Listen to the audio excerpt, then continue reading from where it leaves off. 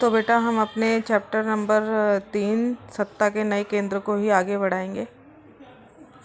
इसमें है सत्ता के नए केंद्र के रूप में शामिल रूस यानी कि रसिया। इससे पहले कहीं पे भी रूस की बात नहीं की गई थी, जहाँ भी की गई थी वो सोवियत संघ की बात की गई थी।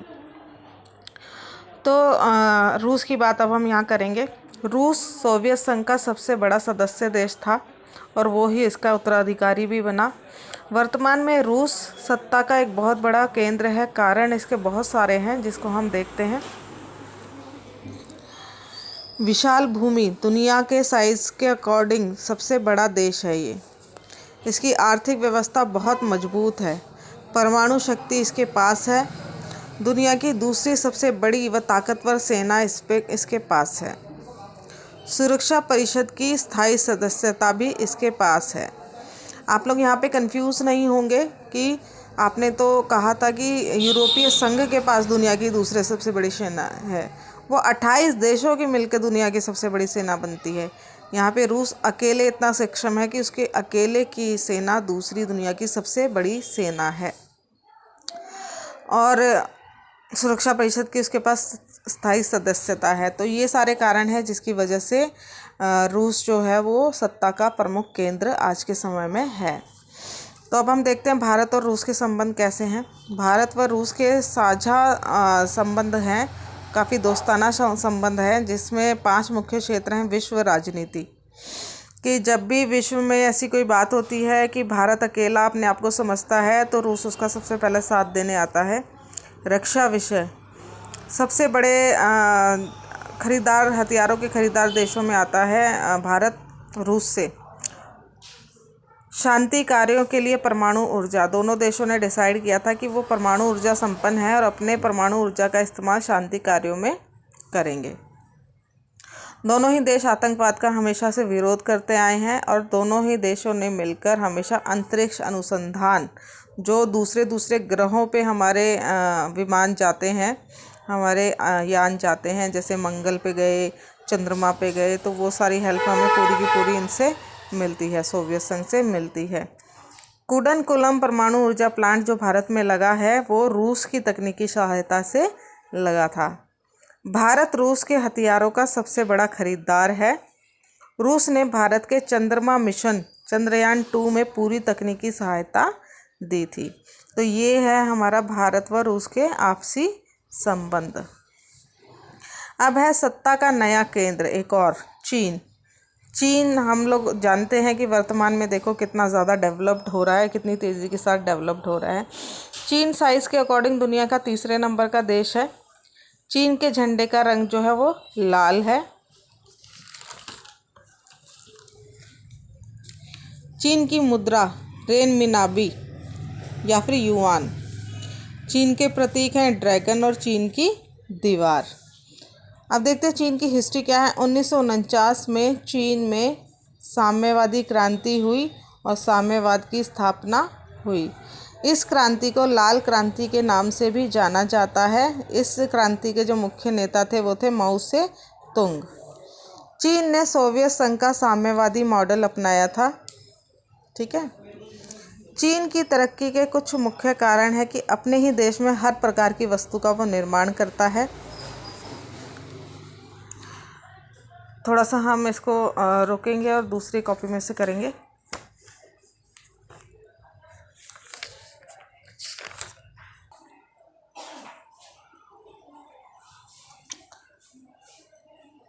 दो 2040 तक चीन जो है वो एक आर्थिक महाशक्ति बन जाएगा।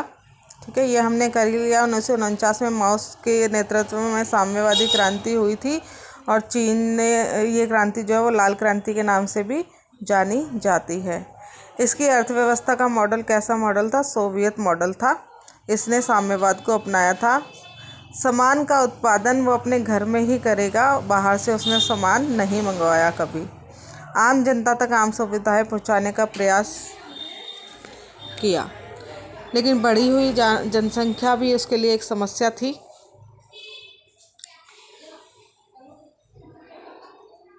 पहली बार जब चीन ने किसी बाहरी देश के साथ बिजनेस किया था वो था अमेरिका। कब किया था? 1972 में।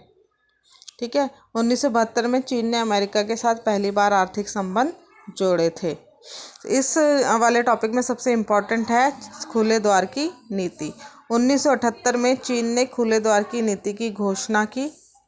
एक साम्यवादी देश होने के बावजूद जहाँ पे सारा नियंत्रण सरकार के हाथ में रहता है, 1982 में उसने खेती का निजीकरण कर दिया और 1998 में उद्योगों का निजीकरण कर दिया। यह निजीकरण उसके लिए काफ़ी लाभदायक सिद्ध हुआ और 2001 में वो विश्व व्यापार संघ का सदस्य बन गया। लेकिन कुछ समस्याएं भी हैं उसके पास, जैसे कि जनसंख्या, बेरोजगारी और भ्रष्टाचार। ठीक है।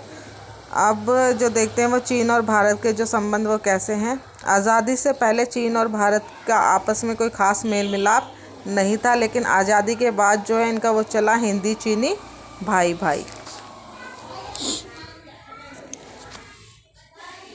1962 में चीन ने भारत पर हमला कर दिया और अरुणाचल प्रदेश, लद्दाख और अक्साई चीन के मुद्दे पे दोनों के बीच में घमासान युद्ध हुआ। इस युद्ध में भारत की हार हो गई। 1976 तक दोनों के संबंध जो थे वो लगभग बंद से रहे। 81 में जाके आपस में बातचीत हुई। 86 में राजीव गांधी जो थे उन्होंने चीन की यात्रा की, तब थोड़े से संबंध उनके सुधरे। दोनों के बीच जो है एक जैसी समस्या है, जैसे कि जनसंख्या जैसी समस्या है, लेकिन सीमा विवाद के मुद्दे पर दोनों के बीच में आज भी तनाव की स्थिति है। तो कुल मिलाकर चीन के साथ हमारे जो संबंध हैं वो ज़्यादा अच्छे नहीं हैं। ठीक है। चीन के पास विदेशी मुद्रा का बहुत बड़ा भंडार है और इनके बीच में जो विवाद का मुख्य मुद्दा है वो ये भी है तिब्बत। 1950 में चीन ने तिब्बत को हड़प लिया और भारत चीन की सीमा पर बस्तियां बनानी शुरू कर दी। इस बात को लेकर दोनों के बीच में संबंध बिगड़ गए।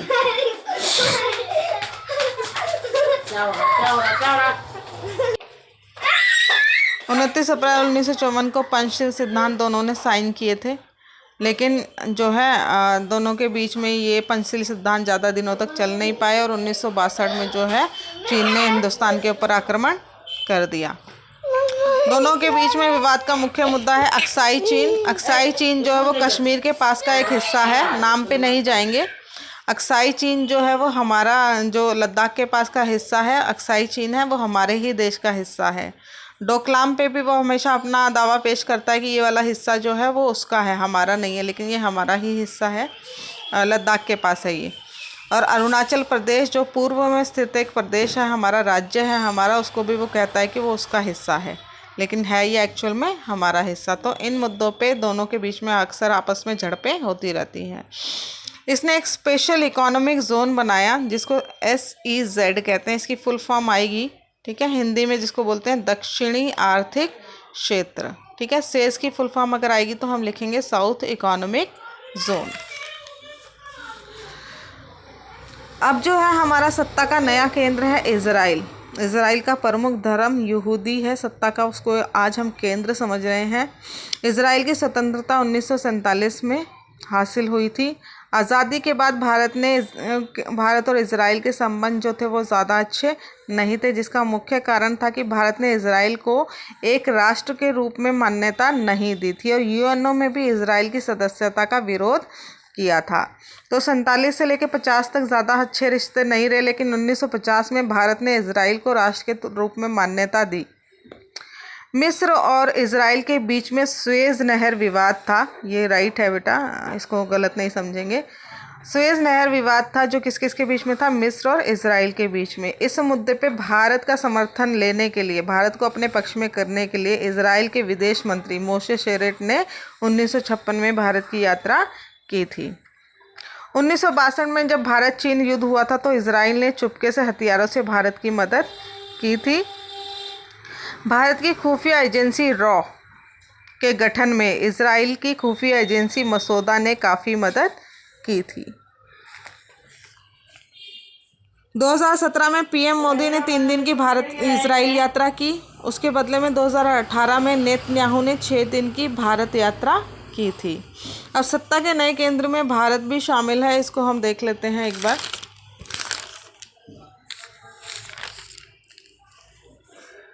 भारत यानी कि इंडिया दुनिया का सबसे बड़ा आबादी वाला दूसरे नंबर का देश है और ये सबसे बड़ा लोकतंत्र है। यहाँ पे बहुत सारे प्राकृतिक संसाधनों का उत्पादन होता है। ठीक है, तो ये सारे हमारे सत्ता के केंद्र हैं, जिसमें हम अगर संघ की बात करें, ठीक है, संगठनों की बात करें तो पहला है यूरोपीय संघ, दूसरा आसियान, तीसरा ब्रिक्स, चौथा सार्क। और अगर हम देशों के रूप में सत्ता के नए केंद्रों की बात करें तो उसमें है रूस, चीन,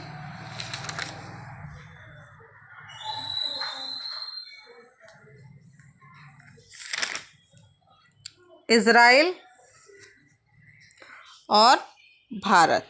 तो सत्ता के कुल मिलाकर अगर हम केंद्रों को बोले तो 4 तो वो संगठन है, अंतर्राष्ट्रीय संगठन है, और 4 देश हैं, भारत, चीन, इजराइल और रूस। तो इसी के साथ बेटा हमारा चैप्टर नंबर 4 का रिवीजन ख़त्म होता है। आप लोग वीडियो देखेंगे और फिर शेयर करेंगे, मैं आपके साथ शेयर करूंगी और फिर उसके बाद हम पहले की तरह ही क्वेश्चनेयर तैयार करेंगे। अटेंडेंस सभी को भेजनी है।